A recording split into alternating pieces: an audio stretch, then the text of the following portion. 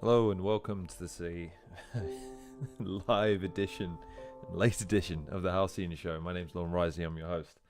Reporting in live, directly, and I mean directly, after arriving back from Manchester and the Premier Battles Matchday 5 event.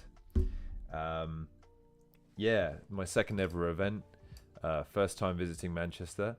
I wasn't mugged, so that's great. Oh, wait a minute.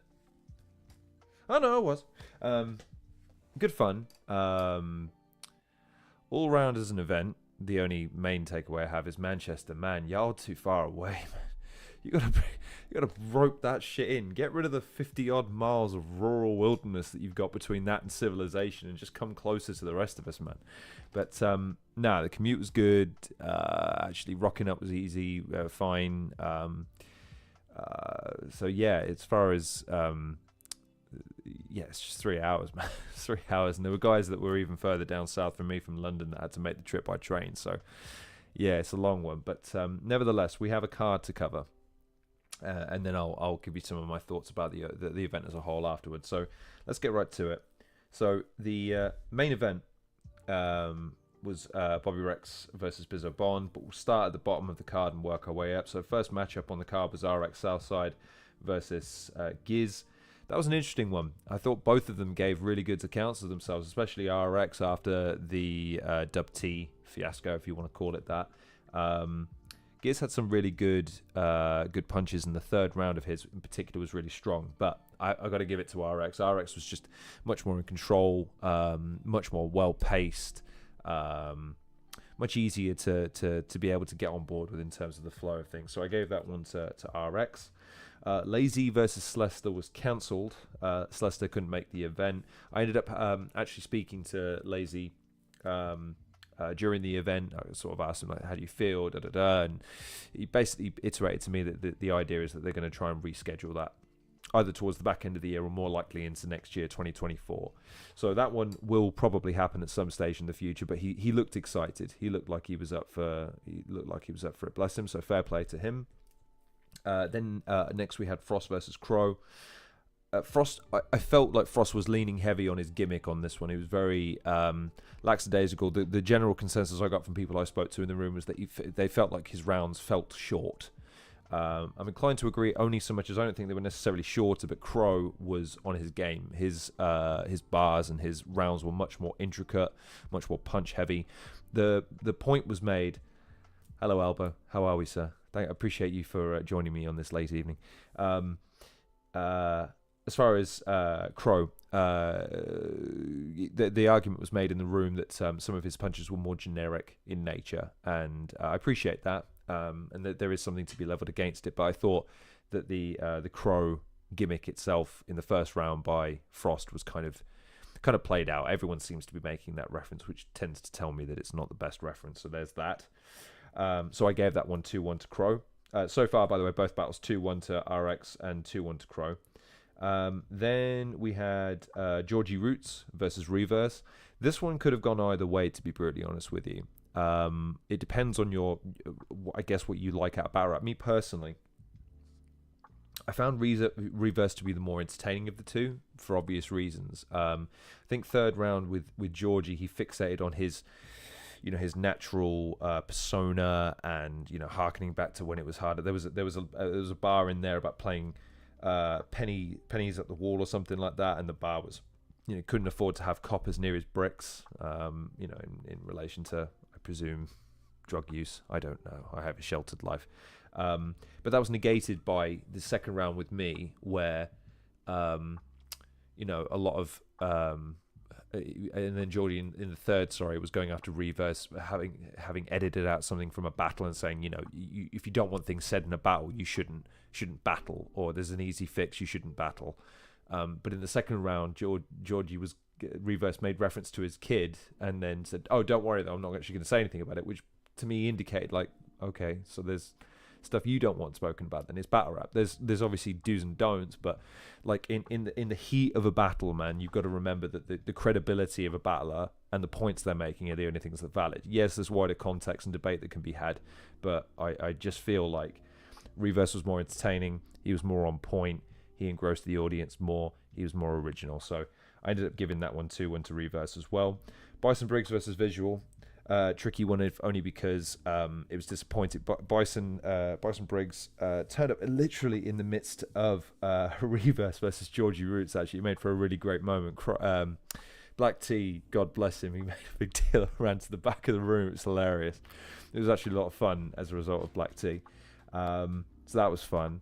But yeah, as far as a battle itself, man, I mean, you can talk about visuals, rounds, and he was on point. He was very entertaining, but Briggsy choked 2 of the rounds, or at least stumbled significantly enough in both of his second and third rounds that made it impossible to give the battle to him. So Visual took that one away and retains his PBI title for what that's worth. It's a beautiful title, but I must say it was very tempting for me to not steal it off of Black T's shoulder while he wasn't looking, or just say, "Oh no, I'll look after it," and then just run out the door and call the battle the event a day. But I didn't do that, luckily. And then you have Koj versus Rivers. Similar situation, really. Rivers choked pretty badly in the last round. Up till that point, I'd given at least 1 each. And unfortunately, if you choke in the third, then the battle goes to the guy. So Koj walks away with that one. Beef squashed as well. Not to inflate on the guy's gimmick, but he blocked me just because. So he's unblocked me on my personal account, but on the Halcyon show account, he's now blocked me. So fuck Koj. And also there's a picture of me and Koj that will start to circulate at some point that I think people are going to have some fun with. But yeah, I don't come off I don't come off on that one. So there you go. And then the main event, Bizzo Bond versus Bobby Rex. This was a real backwards and forwards type battle, and you also see it was so evident in the demeanor and the presentation of both of them. Like Bobby Rex was just a ball of fiery fury, just profusely sweating, just angry and intense and just animalistic and aggressive. And then there was Biz. I gave this one to Biz. This is another one of those battles that can go both ways stylistically, because they both had some really great punches and some really fantastic rounds. But for me, Bizzo Bond is the kind of performer that you just, every time you watch him, you see something new and you've got to pay attention. And he's really, really good at formulating and distributing his material in such a way that really takes you on a journey through rounds. I scored it 2-1. Bizzo Bond is still, in my mind, the epitome of what a modern day battle rapper is in terms of his character work, in terms of his demeanor, in terms of his delivery, in terms of his professionalism, but then ultimately his entertainment factor in terms of going into a room and really engrossing an audience. So I gave it to him. I will say one thing though. I had to apologize to him because Bobby went after him with a bar about how boring he is on podcasts. I double checked. He's only been on mine. So I felt like for the first time I was ever referenced in a battle rap, not the best. I'm referenced as being part of the reason that he's perceived as boring, which someone said, no, they were using it against him, not you. And I was like, well, no, I ask a lot of boring questions and I waste a lot of people's time with stuff. But I ultimately gave that one to Bizzo Bond. So just to recap, I had RX Southside, I had Crow, I had Reverse, Visual, Koj, and Bizzo Bond. But to be honest, man, everyone came to play. Even Rivers, up until his choke in the third round, was absolutely imperious. I loved his second round. His second round was really, really good. Visual as well. He gave 3 really solid rounds. But like I say, even with someone like Giz, for instance, Giz was great. Giz had some really good punches and a lot of backwards and forwards. And even like Frost, who I've not had a tremendous amount of exposure to, but he was entertaining in his own way. It's just like I say, he felt a little flat in certain areas. So it was one of those situations where it was hard to kind of judge him based on the work rate of the other guy, basically. On the whole, though, that's because there were some interesting things. Rick Charles, me and him had a really long, cool conversation about weightlifting, bodybuilding, weight loss, and some photography stuff and a lot of other stuff. So that was fun. Black T was there. He made it all the way from London just to come and support like, he wasn't on the card, man. And he's come to London just to support, man. That's crazy. Same with RX Southside. He had a bunch of his guys with him, but this time, what I will say is that after the criticism he had in the Dub T battle, which I've discussed with Dub T and now him, it's clear to see that he's taken on board a lot of it, and he's really fixated and focused on his performance rather than the presentation of things. So I really appreciate the fact that he's taken it and turned it around so quickly. That's a sign of a guy that's really paying attention to what he needs to do. So that was cool.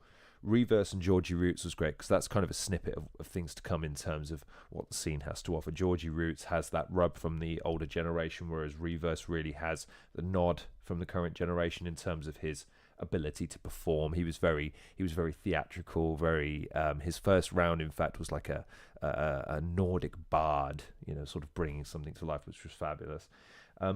Briggsy, I think the fact that he continues to perform on these cards is more a testament to the fact that he is trying, God bless him, to give that same rub to some of the younger guys or some of the more contemporary battlers. I wonder whether or not that's a wise move, though, because again, it ultimately does put over Visual, but you want Visual to have a clean win. I know that there was some controversy against him and Rapthor. We discussed that off camera. There was obviously the Quill battle, which again, I don't know how much of his fault is, because Quill really wasn't battling Viz, and in doing so made Viz seem inconsequential. That's not Viz's fault. He signed up to battle Quill, so Quill should battle him, but you know, Quill's intent on making Shotty Horror his target. Shotty Horror wasn't there today. I was told some said he wasn't going to show up. Some said he was. So it was interesting to see if he would, but he didn't, which is unfortunate, because I thought it was another opportunity to put my hand in his hand and say, listen, let's make this happen. But that's the final thing I wanted to say, is that every man that I spoke to, so let's go through it. RX said he'd be on at some stage, so that's cool. Lazy said he would be on at some stage, so that's great. I'm sure Frost and Crow, when they've got time, although I didn't get a chance to ask Frost, actually. I've messaged him before to ask him to come on the show, but he hasn't had a chance to respond yet. He's left me on red, so I'll take that for what it's worth. Reverse, I had a really long, good conversation with him about being a battle rapper and a lot of other stuff in terms of his performances and his some of his experiences with Burnout. I'd really love to get him on the show, so hopefully that's something we can arrange. Visual too, actually. Visual will be an interesting case to discuss, considering his current journey and his current path. Koj and Rivers. Koj, obviously, we've squashed the beef. Whether or not we can get Koj on the show, given what a cantankerous little fucker he is. He's such a bigger in person though. I had to give him one of these and so like how big, and he's okay. You're a bit bigger than me. But we'll see. I'll work on that one. Bizzo Bob versus Bobby Rex. I'll try and get Bobby again. What I'm given to understand is that Bobby kind of dips in and out, so he's difficult to pin down sometimes. So I'm not gonna chase him too much. As is the case with a lot of the rappers at the moment. I feel like I've made my stall clear that pretty much anyone that wants to come on the show has pretty much a free invitation to come on the show whenever they have the time. And then I guess just one last thing, really, which is just to say a couple of thank yous to people at the event. So first and foremost, the first person that I basically bumped into at the event, which was Trubs. God bless him. He wandered over. He was doing the old Dana White. He was on his phone, tapping away, networking, and all the rest of it. And he peeled himself away for a few minutes just to have a quick conversation and say, man, how you doing? Thanked him. He reached out to me the other day, actually, after I was going through some stuff. And he was like, listen, my phone's always on if you want to give me a call. So I appreciate that. So big up Trubs. Again, repping the scene. He's really put in the work to try and make battle rap where he thinks it should be. So God bless him for that. Black T, again, it was great to my favorite anime fan, I called him. It was great to see him. He was such a ball of energy. He was just reacting and trying to get people G'd up and stuff. That was really, really fun. Who else? Bloodstro, Mr. Stro. He had one of his assistants there in his real job, his manager. It was his first battle rap event, so it was fun to have a bit of backwards and forwards there. David and I forget his actual name. He knows who he is. I accosted him because of his there's a picture of Prince in the foyer of the event where it was held, the venue in Manchester, where apparently Prince is only 5 foot tall. fucking dog shit. Prince was never. There's no way Prince was 5 foot tall, and if he was, there's no way he was the same height as me because I'm 5'10". I know I'm 5'10". I've measured it. There was that, and there was a David, another battle rap fan, Ryan as well. I hope he sees this. Those three were fun to bump into because I've known them on Twitter for a while, never met them, so it was just fun to kind of sit there and then just sort of pick their brains about the event and what they saw and how they felt about it, getting some judging. As a matter of fact, I canvassed all three of them for their opinions on some of the rounds, so that was fun. Bizzo almost big lead me because he's the champ. He knows he is, and he's starting to settle into that role as champ, and saying, "Listen, man, I've got people to see, people to talk to, all the rest of it. I've done your show. You're good." So that was funny. Bobby was very intense. Bobby was very locked in, so it was difficult to get much out of Bobby because he was very, very focused on trying to smash that battle, and he did, to his credit. Like, he was just staring at everybody, he looks like he was preparing for an MMA fight. But yeah, man, in terms of overall event, couldn't recommend it more. If you're in the Manchester area and you're into battle rap, or you have a tertiary awareness of what battle rap is and you've never been to one, man, you need to go. It's a fantastic event, and it's not overwhelming. Like, it really is that kind of environment. The only down on the day for me, literally, was the fact that it's a 6-hour round trip for me, and I don't really travel. I don't really commute. In terms of expenses, it was a super cheap day, all things considered. 6 hours of entertainment in a really cool, chill, vibrant environment with a bunch of really kind people. Although I will say, I will beg battle rap promoters of the world, I know this is expensive, please, for the love of God, book a venue with some goddamn windows or air conditioning, one or the other. It was so hot. My bag's over there at the moment, but I had to take. I wore a jumper today because it was going to be like that mild side of day. Go into that basement, man. It was sweat central. I'm wearing it now, and I'm still hot. I gotta have a shower and peel this fucking thing off afterwards. So God bless the battlers that are there in full get-up, with jackets and hoodies and stuff, hats and shit. But yeah, man, it was a great event. If that's to be believed, I believe that means the Sharks have won the season. I think that's correct in that assumption. So the Sharks should have been handed the trophy, depending on what the judged outcome was. I unfortunately, because of time, I didn't manage to stay for the final result. So some of my wins are not verified. So I'll probably do a show at some stage recapping the results of the battles. But overall, man, it was a great event, great time. I'll look at doing another one, hopefully before the year's out, but we'll see. It won't be the Plug 4, unfortunately, because tickets for that are short and they're expensive for me. Don't Flop's 15th birthday is something that maybe, or the 15th anniversary, or Don't Flop 15, or whatever it's called, that might be something I'll look at, because it's only in London, and London's not a massive commute for me. But certainly next year, I think I'll try and do a few more short circuits and maybe a few plug events in London. And it's great to finally feel like I'm giving back to the scene. The scene's given me a lot. And this show, the Halcyon show, it's been given a lot by battle rap.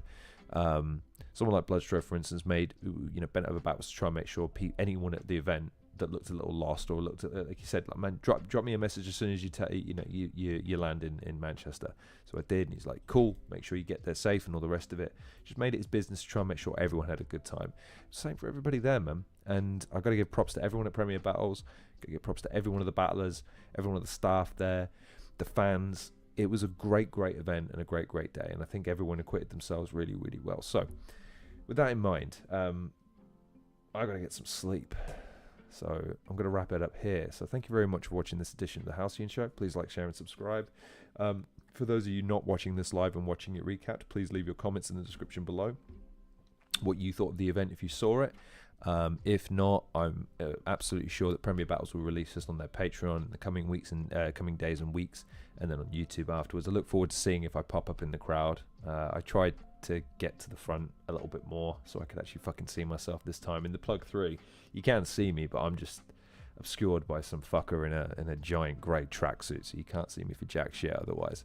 But in this one, it was a bit easier. I was behind a lot of the guys that I was rooting against, truth be told, but that was mainly because I just wanted to watch the guys who I was not necessarily supporting, but certainly more open to victory for do their thing, which was nice. So, but on the whole, man, it was a great event, and I'm tired. So, thank you very much for watching this edition of the Halcyon Show. Please like, share, and subscribe. I sincerely hope you're enjoying the rest of your Saturday evening and you have a wonderfully relaxed Sunday. I know I will. So I hope you're taking care of yourselves. And I'll see you on the next episode of the Halcyon Show.